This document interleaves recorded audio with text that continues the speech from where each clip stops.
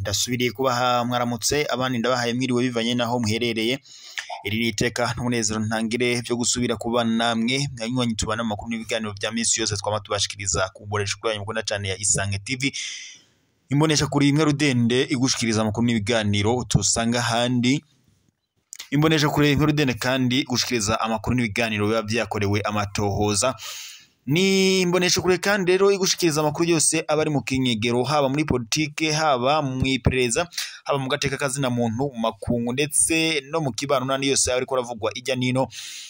Isange TV ibashikirayo ikabatonorokaniriza ayo makuru yose uko yakabaye.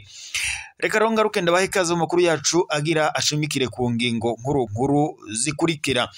Umutekano muri leta y'u Burundi wongeye gutosekara ku mipaka ihuza u Rwanda na leta y'u Burundi. Ibintu ntivyifashe neza, abasoda itsinzi bamaze gushigwa ku mipaka, amasase ariko aravuza ubuhuha. Iyi ngingo rero ifashwe nyuma yuko umukuru w'igihugu cy'u Burundi Evariste Ndayishimiye yamye afise ingingo yuko agomba gutera u Rwanda. Perezida w'u Burundi Evariste Ndayishimiye vyamvikanye mu makuru yose yamaga avuga umunsi ku munsi. N'akarorero twobaha akarorero kajanye n'ivyabereye mu ntara ya Kirundo, ubwo uyu mukuru w'igihugu cy'u Burundi Evariste Ndayishimiye yagendereye intara mu mezi aheze. Yaciye ashikiriza amajambo abiba urwanko hagati y'u Rwanda n'u Burundi. Perezida w'u Burundi Evariste Ndayishimiye yashimikiye ku ngingo atabwira abanyagihugu bo mu ntara ya Kirundo ko ngo bagomba kwivuna umwasi ngo kandi bagomba kurikanura atakuryama ngo umugondora jose. Ibi rero Perezida w'u Burundi Evariste Ndayishimiye yabivugaga agira yumvikanisha ko atawundi mwasi u Rwanda u Burundi bufise atari u Rwanda. Perezida w'u Burundi rero Evariste Ndayishimiye agishika ngaho mu rukeco yaciye atangura azana ivyabaye kera, acavuga ko ngo u Rwanda ruzohabwa isomo rikomeye kubijanye nyene ngo no kuba rwohirahira rugatera u Rwanda. Gusa muravyuka neza cyane ko iyo ngingo u Rwanda atakintu na kimwe rwigeze rubivugako.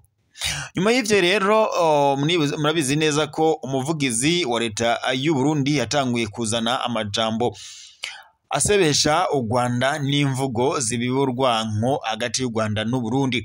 Perezida w'u Burundi kandi Evariste Ndayishimiye no minsi iheze ubwo yari yitavye ibiro byo guhimbaza umunsi mpuzamakungu wahariwe abakenyezi mu Burundi, nawe yashikirije ingingo zitandukanye aca anashimikira kuri izo ngingo, agaruka ku mutekano, acavuga ko abanyagihugu ba Repubulika y'u Burundi bagomba kuba barikanuye ngo kuko umwanzi ashobora kuba yobatera isaha n'isango akadurumbanya umutekano w'igihugu. Perezida w'u Burundi Evariste Ndayishimiye ntabwo yigeze yiyumvanamwo n'u Rwanda kuva yagashika ku butegetsi. Kuva yagashika ku butegetsi Evariste Ndayishimiye murabizi neza cyane ko yaciye yugara imipaka ihuza u Rwanda ndetse n'u Burundi. Perezida Evariste Ndayishimiye yugaye imipaka yagize u Rwanda ko ngo rwoba rufatikanya no mu gutwaje urwanisho wa Tabara ukorera muri Repubulika Iharanira Intwaro Rusange ya Kongo muri Kivu y'ubumanuko. Gusa ku ruhande rw'u Rwanda rwarahakanye ingingo rwivuye inyuma, rukavuga ko ataho ruhuriye no kuba rufatanya n'umugwi wa Tabara uhunganya umutekano mu Burundi. Kandi n'umugwi wa Tabara nawo warasohoye itangazo mu mezi yaheze uvuga ko ataho uhuriye na leta y'u Rwanda. Si ibyo gusa rero Perezida w'u Burundi na leta y'u Burundi yagiriza leta y'u Rwanda, kuko leta y'u Burundi yagiriza leta y'u Rwanda ko yoba ndetse ngo icumbikiye abasi aba nta bandi ngo nabo barasize bagize uruhara muri kudeta yo mwaka wa 2015 ubwo igihugu cari congowe na Pierre Nkurunziza. Urwanko rwarabandanyije na cane hagati y'u Rwanda n'u Burundi, biza no kurangira Perezida w'u Burundi Evariste Ndayishimiye yugaye imipaka ihuza ibihugu vyompi. Perezida w'u Burundi Evariste Ndayishimiye kuva yagashika ku butegetsi, umutekano hagati y'u Rwanda n'u Burundi ntabwo vyongeye kugenda neza, ndetse n'imigenderanire yaciye itosekara. Ahubwo Perezida w'u Burundi Evariste Ndayishimiye yaciye ajya kwifatikanya n'umugwi n'indi migwi ikorera mu buseruko bwa Repubulika Iharanira Intwaro Rusange ya Kongo, harimo za FDLR na Wazalendo, na cane nyene aca agirana umubano ntangere na Perezida wa Kongo Antoine Felix Tshisekedi Tshilombo. Muravyibuka ko perezida w'u Burundi Evariste Ndayishimiye ubwo yagendera leta ya Kongo irongowe na Tshisekedi hari amajambo yashikirije na cane ku bijanye n'intambara. Perezida w'u Burundi Evariste Ndayishimiye na mugenzi we wa Kongo bari batangaje ko bagiye gutegura intambara idasanzwe, iyo ntambara bakazoyigaba ku Rwanda uyobowe na perezida nyakubahwa Paul Kagame. Mwico gihe nyene nibwo hatangiye kuvugwa amajambo perezida wa Kongo Antoine Felix Tshisekedi Tshilombo agatangura kuvuga ko ngo azorasa ikigali yibereye ikinshasa, acavuga ngo azosaba inteko ishinga amategeko imuhe uburenganzira bwo kuba yorasa u Rwanda. Kwiyo ngingo naho u Rwanda nta kintu rwigeze rubivuga ko, gusa rwaciye rutangura gukaza umutekano w'igihugu ndetse no gucungera abanyagihugu b'u Rwanda. Kuva rero perezida w'u Burundi Evariste Ndayishimiye yakwifatanya na mugenzi we wa Kongo Antoine Felix Tshisekedi Tshilombo batanguye nyene gushaka ukungene ngo bohungabanya umutekano w'u Rwanda.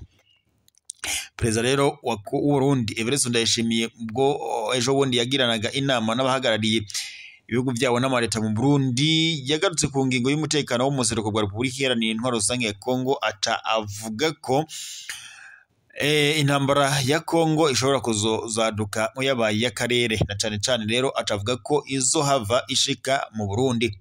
Ico gihe rero perezida w'u Burundi Evariste Ndayishimiye yari afise ubwoba ntangere, avuga ko umugwi wa M23 ushobora kwadukana ingwano mu gihugu c'u Burundi. Yaciye atangura kumanukana abasoda, abapolisi ndetse n'abandi bose bajejwe umutekano harimo n'imbonerakure ku mbibe zihuza u Rwanda n'u Burundi, na cane ashaka kumvikanisha ko ngo umutekano wiwe ushobora gutosekara isaha n'isaha. Mu bwoba ntangere rero perezida w'u Burundi yaciye atanguruza amagambo agira ati uzotuvyoroga tuzomuvyoroga ndetse n'andi menshi atandukanye, kamwe yavuga ko ngo atazoba abanyagihugu b'u Burundi ngo batazokwemera gupfa nk'intungwa nk'uko muri Repubulika Iharanira Intwaro Rusange ya Kongo vyoba biko biragenda. Perezida w'u Burundi rero akimara gukora ivyo byose no gushira abasoda ku mipaka, u Rwanda nta kintu namba rwigeze rukora kuri ivyo, nta ngingo rwigeze rusohora, nta namba rwigeze ruravuga kuri izo ngingo zari zafashwe na perezida w'u Burundi Evariste Ndayishimiye. Gusa vyaramye biravugwa perezida w'u Burundi Evariste Ndayishimiye akama yitotomba nga ashaka gutera u Rwanda, akavuga ko hari n'izindi ngingo zamye zigaruka ko mu bijanye n'intambara hagati y'u Rwanda n'u Burundi. Gusa nyuma yuko inama yahuje ishirahamwe rigize umuryango wa Afrika yunze ubumwe uyaberaga ya Addis Abeba muri Ethiopia, perezida w'u Burundi Evariste Ndayishimiye yavuye mu gacerere aca ahindura ingingo. Ico gihe yaciye avuga ko ngo abari bose bafise amegwe ngo yuko intambara izoba hagati y'u Rwanda n'u Burundi ngo nibasubize amero mwisaho ngo ivyo ntibikibaye.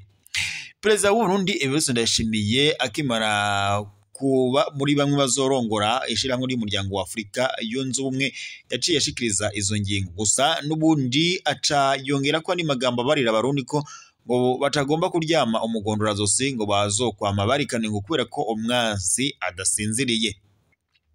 Aya yose yari amajambo yumvikanije ko hagati y'u Burundi n'u Rwanda hashobora kuzaduka intambara. Gusa izo ngingo zose leta y'u Rwanda nta kintu namba yigeze ibishikiriza. Gusa umutekano w'u Rwanda wamye urarinzwe. Na nyuma na mbere yuko ivyo mu Burundi vyaduka, murabizi neza ko no mu Rwanda umutekano waho nyine ingingo zari zafaswe arizo gucungira umutekano w'igihugu n'abanyagihugu, nkuko n'ubundi u Burundi bukimara kuvuga ayo majambo, n'ubundi umutekano w'u Rwanda wo wabandanyije gucungirwa nkuko bisanzwe.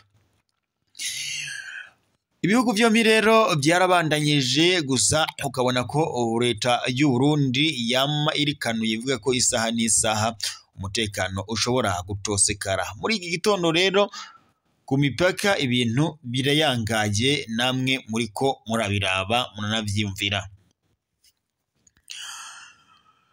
Reka rero tubandanirize amakuru n'ubundi kubiriko biravugwa ngaha mu karere k'ibiyaga binini, na cane tunyarukiye muri Repubulika Iharanira Intwaro Rusange ya Kongo. Ese muri Kongo vyoba vyifashe bite nyuma yuko umugwi wa M23 ubandanya ufata ibice bitandukanye muri Repubulika Iharanira Intwaro Rusange ya Kongo, ndetse n'intambara muri ico gihugu ibandanya ifata indi sura.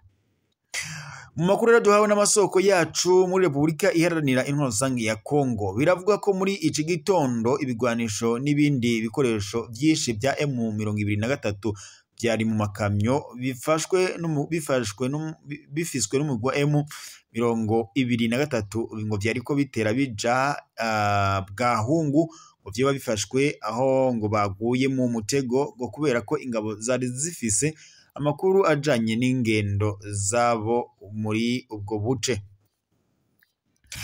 Amakuru aturuka muri Repubulika Iharanira Intwaro Rusange ya Kongo avuga ko amakamyo abiri yuzuye ibigwanisho bya gisirikare bya M23 byari bigeze ku kiraro ca Cibeke biriko nyene ngo bitera bija mu barwanyi bari Ibwahungu, aho byari biherekejwe n'amakamyo yuzuye abagwanyi ba M23. Ariko kuko ingabo ngo z'u Burundi zari zamaze ngo kumenya neza zigahabwa amakuru, ngo baciye bakikuza abagwanyi ba M23. Avuga ko rero ngo bari barindiriye bagenzi babo ngo bari baherekeje izo kamyo, abo rero ngo bashaka guca baciye Icibeke ngo baca bahura n'uwundi w'abasirikare b'abarundi ba mbere bari muri iyo micungararo, ngo bace babaka rero babatsako umuriro. Uwundi mugwi w'ingabo z'u Burundi wari Buruhinyi ugeze Ilubona, aho M23 yabona ko ngo kayibanye ibintu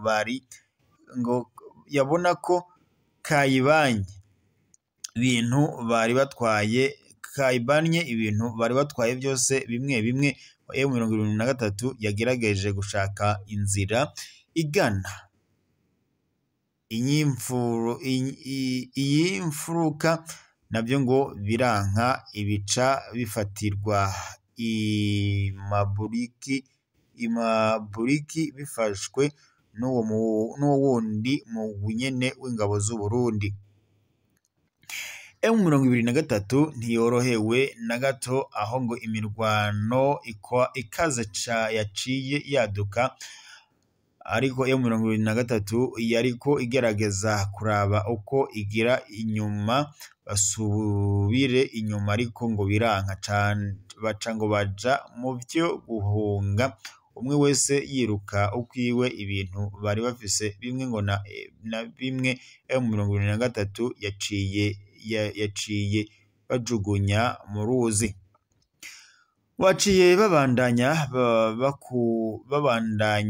ku musozi wa Hungwe, ngo baca bahurirayo na Wazalendo, ayo nayo ngo yari iturutse Ibwahungu ije gufasha abandi.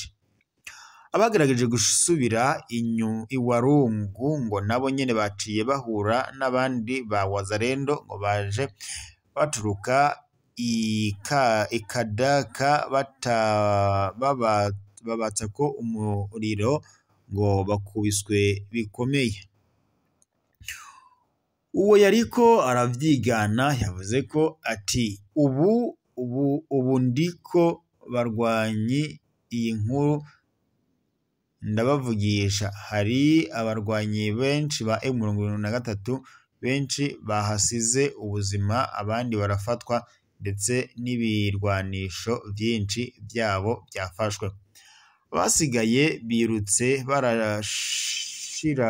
barashwiragira bariruka basubira inyuma, mu gihe barindiriye iyindi raporo ngo yabo iza kuza ivuye i Bukavu. Ibi vyiganywe na Wazalendo bari muri ivyo bice, bikaba rero ngo vyemejwe n'abantu bari muri ubwo buce.